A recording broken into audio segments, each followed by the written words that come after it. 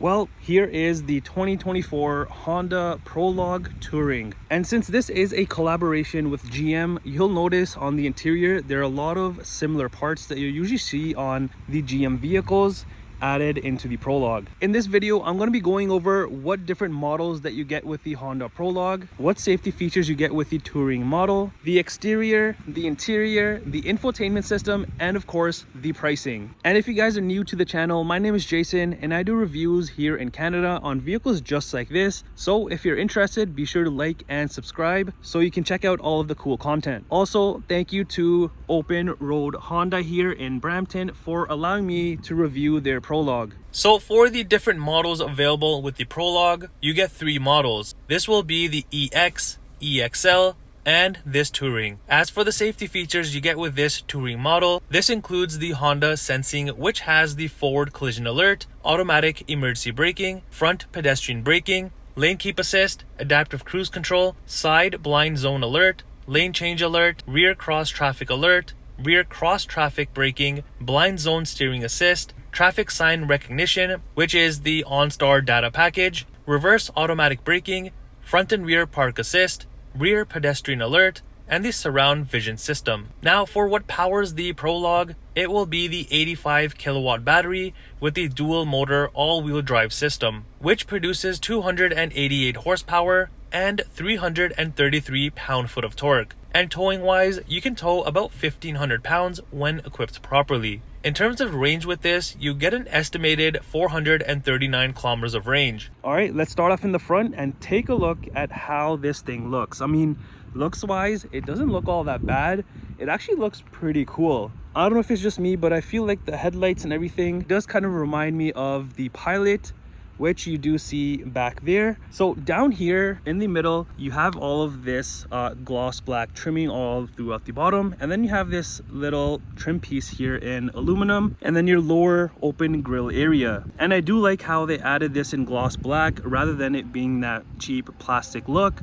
This actually looks way better. And then up here, you also have your front safety sensors all across the bumper there. And then if you look on the corner here, you have these air vents on both of the sides, along with your fog lights right there. And all of this is surrounded by more gloss black. So as you can see, you get the vents on both of the sides there, which is pretty nice. Now if we move into the grille area, there's no upper grille. It's all just closed off and in that gloss black trim. And I like how they have this nice smooth trim that kind of goes into the headlights, which I'll touch on in a second. This just gives it a super clean look. And of course, you have the Honda badge there in the middle, and then a front facing camera right below that. Now as for the front lights, these are the beautiful LED lights, and as you can see, you have the LED daytime running light there, and then the rest of them, which looks pretty nice. I just like how they designed this. It doesn't look awful for an EV. All right, let's pop the frunk, what you would normally have on an EV vehicle.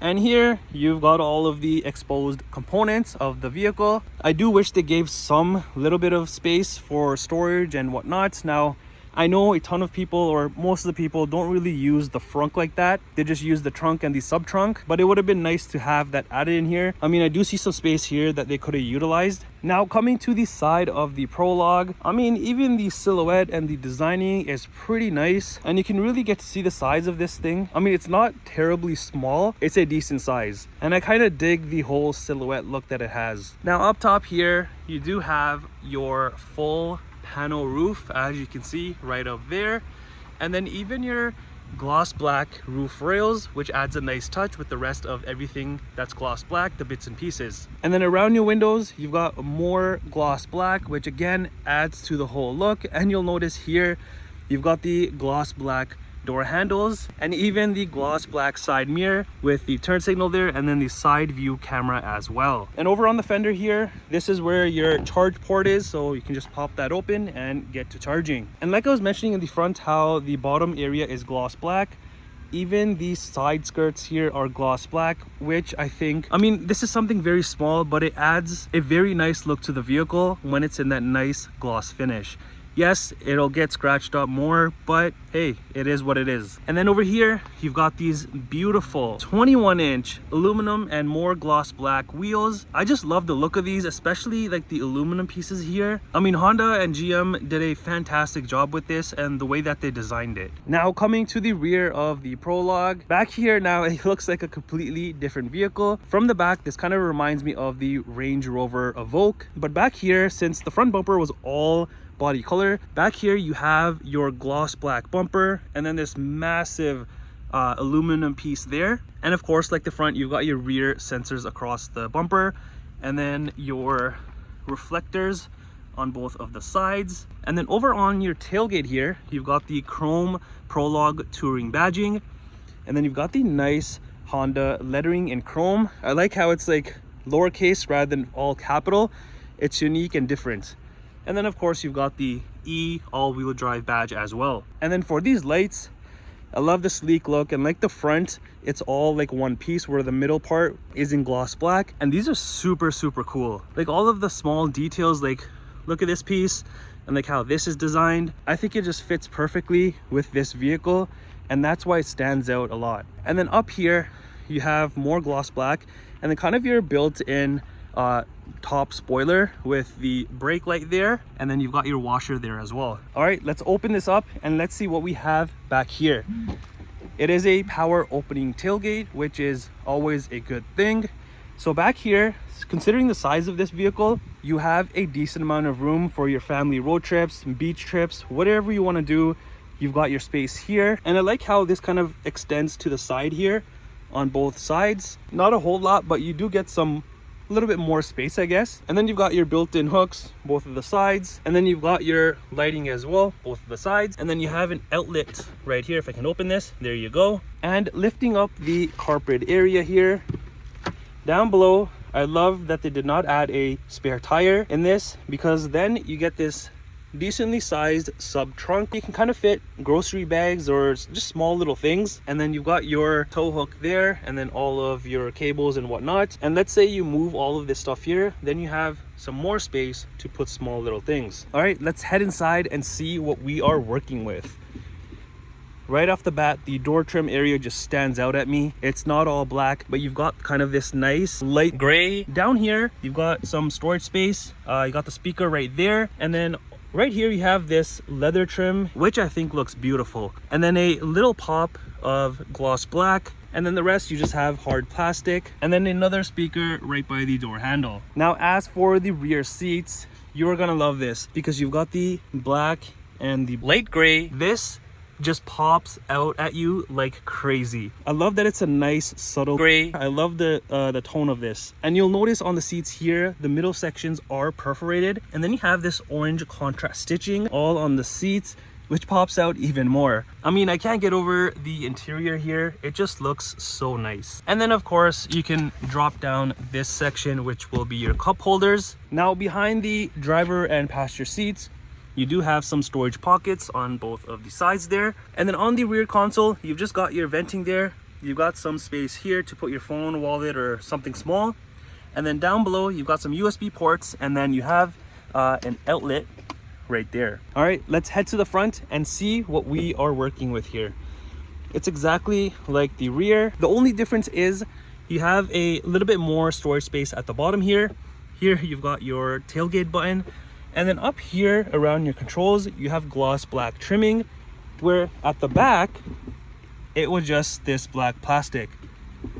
I do like that they added this, and then you have a bigger gloss black trim piece up here, and then your lock button, and then your driver memory seat button there. And then of course, your usual window and side mirror controls. Now, as for the front seats, these are exactly like the rear, the nice black and gray with the orange contrast stitching. Man, this color is, I didn't think I was gonna like this much, but this is beautiful. You have to see it in person because video and photos don't do justice. The front seats also come heated and vented. The front seats on this, you do get them power adjustable, which is nice. And then down below, you've just got your pedals and then your hood latch release here. And something like this you see in a GM vehicle, like you have to pull it twice. Like I was mentioning, the interior, there's a ton of stuff, especially up here, that you'll notice. And moving up You've got your electronic parking brake, sport mode, lane keep, auto hold, and the cluster dimmer controls. And just like the exterior, you've got the aluminum trimming here and then the gloss black trimming, which does go across the dashboard. And then your steering wheel is manual adjustable. All right, now when we enter inside of the Prologue, you've got this nice elongated dashboard here, which typically you don't see. You have a ton of room here. You've also got the Bose speakers on the corners there, on both of the sides, on the pillars. And then you've also got the heads-up display that comes with this model. So this is always a convenient thing to have. And then you've got your fully digital cluster here. And this is an 11-inch cluster. And I just love the designing of this. And like I was mentioning, this reminds me a lot of like the GM vehicles. So now you kind of see what I was talking about, that you'll see a lot of GM side of things come towards this vehicle. And the digital cluster is super nice. It's super clear and crisp and responsive. And on here, you can view just a bunch of different things. So you can flick through like different display modes. You can have a full map view, which is pretty cool. And then you just go back to your normal one here. So you've kind of got like 2 or 3 different things that you can have in front of you. And each of those things will have more things like over here, here, and here. And the steering wheel is wrapped in leather. You've also got the nice white contrast stitching there. More aluminum chrome trimming down here, the Honda badge. And this does come heated, which is a plus. And even around your controls here, you have more of the chrome trimming all around. So on the left here, you have your cruise control settings and then the follow distance control there. Over on this side, you've got your Bluetooth, music, phone, heated steering wheel, the cluster controls that I've shown you. And again, all of this is from GM. You can just tell right away that this is not a Honda thing. And then behind the steering wheel, you've got your regen paddle there. And then your stalks here, you'll have your front and rear wiper controls, high beams, indicators, and whatnot. And then on this side, you've got your driving controls. So again, this is exactly like the GM things. So if you wanna, let's say, go into reverse, you kind of have to angle this up, and then same thing for drive, you have to angle it down. And then you just press here for it to park. Now, as for the center armrest area, it's in that nice gray. And then you got the orange stitching here. And if we go ahead and open this up, you have this tiny tray that does pop out if you wanna put some loose change on here. And then a decent amount of deep storage space in here. So you got a ton of things that you can fit in there. Now on the center console here, you have just a few things. You've got your wireless charging pad or area here to put your phone. You just slide it in and it charges. You've also got your front cup holders here. And then you've got this large pad of space. So you can throw a ton more things here.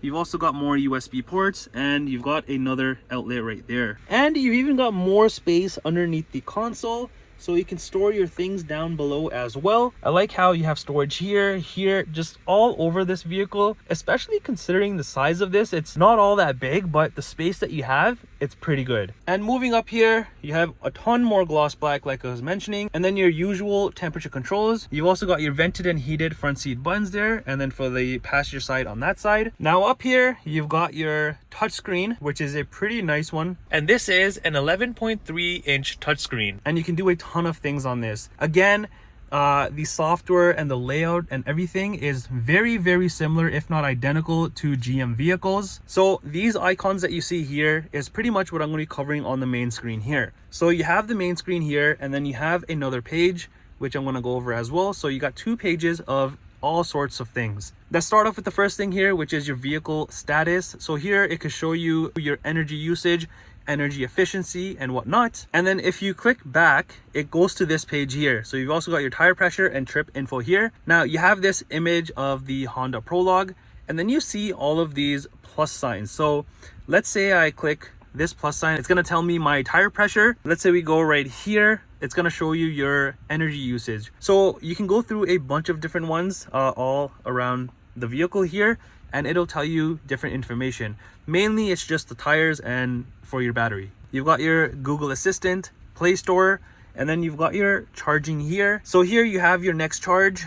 So when you are plugged in, to get to 100%, it's gonna take you about 40 minutes, and you're gonna have about 443 kilometers of range. And then over here, you can also schedule your home charging. So if you want to charge off peak hours, and once you do have your phones connected, you have either Android Auto or Apple CarPlay there. And then you've got your cameras, like I was mentioning on the exterior, there's cameras all around the vehicle. And again, this is exactly like the GM products, the layout and everything. So here you've got the front and then the rear here. Here you've got the top view for the front and then the rear. And then your side cameras you have as well. And then here you have a bird's eye view, which you can turn off as well. Under settings, you've got all sorts of different information like the sound, time, display, profiles and accounts. So you can adjust all of that according to how you want to. You've also got ambient lighting in this. So you can pick from all sorts of different colors. There's a ton to choose from, and you can choose the brightness. Under your climate over here, now you can use the touchscreen here or the buttons down below here. Now, if we head over to the next page, you've got your Wi-Fi hotspot. You've got your audio over here for your AM, FM, Sirius XM and whatnot. Over here, you've got your maps, which this has Google Maps built in. Then you've just got your phone over here once you do have it paired. Now, if you noticed, there was no headlight controls here. That's because it's all controlled through the touchscreen.